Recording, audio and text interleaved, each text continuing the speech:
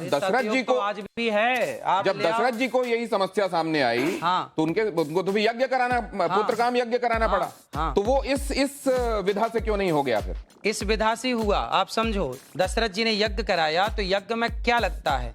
यज्ञ किससे संपन्न होता है? भैंस के घी से आहुतियां नहीं होती है ना, बकरी के घी से आहुतियां नहीं होती। जब तक वेद लक्षणा गाय का उसमें घी प्रयोग ना होगा तब तक आपका कोई यज्ञ संपन्न ही नहीं होगा। बिना गाय के ना कोई यज्ञ संपन्न हो सकता है, ना कोई पूजा संपन्न हो सकती है। नहीं, लेकिन एक चीज साइंस ये कहता है कि अगर आपने एक खास तरह की परिस्थितियों में हाँ। खास एक्सपेरिमेंट किया है तो आपको खास रिजल्ट मिलेगा। आप तो, उसको दोहरा सकते हैं। मैंने तो इस रोटी को खाई है, जो मैंने बोला है, मैंने तो इस रोटी को खाया है। और हमारे बहुत सारे संत समाज जो जंगलों में रहते हैं आज भी वो लोग ये रोटी खाते हैं। और बहुत होता है, आप प्रयोग कर लीजिए। नहीं, आपके पास कोई प्रयोग है? नहीं, आपके पास कोई प्रयोग है? देखिए, बोलने में हमारे साथ प्रयोग है, इसलिए बोल रहे हैं। प्रयोग ना होता तो बोलते आप देखिए, ऐसा कोई भी चीज हम करते हैं उसके साथ प्रूफ लाते हैं कि भाई ये हमारा रिजल्ट है, ये हमारा एग्जाम्पल है। सिर्फ इतना नहीं, गौमूत्र और गाय के गोबर के संदर्भ में कैंसर के इलाज वाला दावा भी किया जाता रहा है। क्या अनिरुद्धाचार्य जी मैं ठीक कह रहा हूँ? हाँ, बिल्कुल। मतलब किसी भी स्टेज का कैंसर तक ठीक हो जाता है। गौ माता के मूत्र में, गौ अर्क में इतनी शक्ति है। यदि शक्ति ना होती तो मेडिकल स्टोरों में गौमूत्र क्यों बिक रहा? कुत्ते का मूत्र बिकता भाई। गौमूत्र बिक रहा है तब तो कोई शक्ति है, दम है, तब ना बिक रहा है, वरना कुत्ते का क्यों नहीं बिक रहा है? नहीं, बिकने वाली हर चीज को आप ये मानते हैं कि वो अपने आप में उसके लिए किसी साक्ष्य या प्रमाण की जरूरत नहीं? तो किसी का नहीं बिक रहा गौ माता। नहीं, मैं पूछ रहा हूँ, बिकने वाली हर चीज के संदर्भ में हमको ये मानना चाहिए कि ये सब्सटेंटिव होती होगी इसीलिए बिक रही है? नहीं, ऐसा नहीं। डॉक्टर अंशुमान, ये कैंसर में आपने एमबीबीएस किया होगा, आपने स्पेशलाइजेशन किया होगा, उसके बाद आप इतने सालों से कैंसर के पेशेंट्स को ठीक कर रहे हैं, कहीं पर आपने गोमूत्र वाला एक्सपेरिमेंट या गोबर वाला एक्सपेरिमेंट किया है? शुरुआत यहाँ से करें। हमारा संविधान आर्टिकल 51A सेक्शन H कहता है, citizen of India should have scientific temper. वैज्ञानिक सोच रखना चाहिए। गैर वैज्ञानिक सोच रखना और उसको प्रत्यक्ष प्रमाण बोलना असंवैधानिक बात है और कानून के खिलाफ है, पहली बात। दूसरी बात, जो कैंसर ठीक होने की बात है, चाहे गोबर गाय का हो, भैंस का हो या किसी का हो, गोबर होगा। लेबोरेटरी की बात इन्होंने कही है, कैंसर ठीक होने की बात कही है। मैं अभी लाइव या रिकॉर्डेड इसमें चैलेंज करता हूं, मरीज इनका मॉनिटर मैं करूंगा, कैंसर है, जांच कराऊंगा, ठीक करें। जिस दिन मरीज ठीक हो जाएगा, जांच करके मैं चेक करूंगा, मैं आज से डॉक्टरी छोड़ के इनका चेला बन जाऊंगा। नहीं डॉक्टर साहब, एक बात मैं दूसरी आपसे जानना चाहता हूं। डॉक्टर साहब, ये बात बिल्कुल सही है।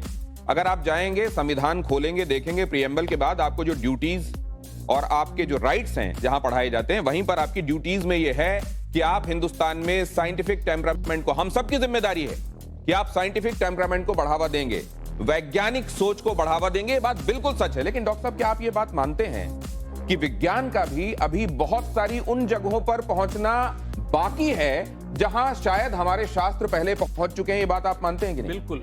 आप एलोपैथिक दवाइयां खाते हैं कि नहीं खाते हैं? हमें जरूरत नहीं दवाइयों की। नहीं, आपके आसपास वाले किसी को कभी बीमार हुआ तो आप क्या कहते हैं कि किसको दिखाओ जाकर? हम तो यही कहते हैं, डॉक्टर को दिखा लो।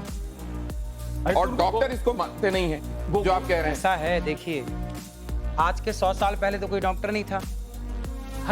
10,000 साल पहले सुश्रुत महर्षि, हाँ ना, आखिर आए तो वेद में ही आ गए ना। आप भी वेद में नहीं है, बात समझिए, सुश्रुत की बात कर रहे हैं तो वेद में ही थे। अरे भाई, भारत का हर डॉक्टर सुश्रुत और चरक का संतान है। हाँ। भले हम मॉडर्न मेडिसिन प्रैक्टिस करें, आयुर्वेद प्रैक्टिस करें, वो वैदिक आ गई वैदिक परंपरा की नहीं।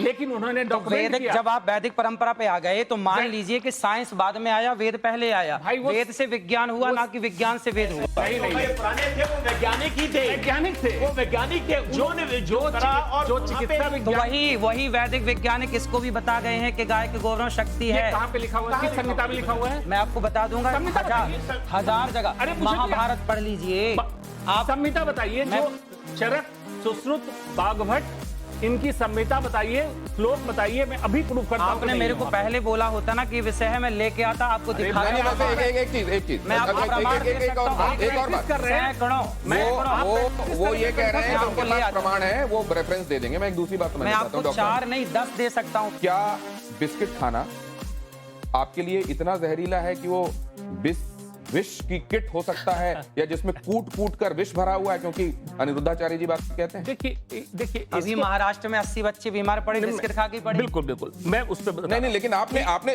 देखिए, आपके बहुत सारे फॉलोअर्स हैं तो मैं सही तो कह रहा हूं, और उसको एज इट इज वो फॉलो करते हैं। हाँ। अगर मान लीजिए कहीं उनके सामने ये है कि मेरे बच्चे के कहने लिए से खाने, समाज बिस्किट नहीं खाता तो समाज का बहुत बड़ा भला है बिस्किट नहीं खाने से। जरा देख लीजिए क्या कहा है, खाने से बहुत नुकसान है। अनिरुद्धाचार्य जी क्या कहते हैं, किस तरीके से कहते हैं, जरा वो सुन लीजिए, उसके बाद हम देखते हैं कि इसको लेकर टिप्पणी देना चाहूंगा। वैज्ञानिक प्रमाण क्या कहते हैं जी। बिस्कुट का मतलब क्या है? बिस्किट का मतलब क्या है?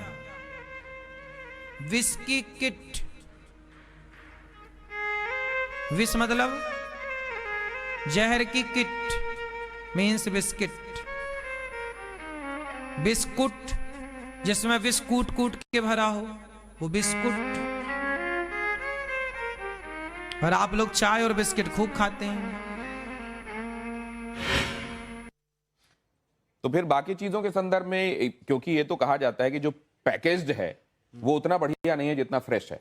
आप जब कोई चीज ताजी खाते हैं उतनी बढ़िया नहीं है जिसको आप को भीतर से खूब समझ रहे हैं कि बिस्किट में मैदा चीनी के सिवा कुछ नहीं है, लेकिन आपको इसमें नहीं, क्या ये विष की तुलना हो सकती है? जहर से तौल सकते हैं आप इसको? भाई बेटा, ये बच्चे को माँ क्या बोलती है? लड्डू खा लेनी हवा आ जाएगा।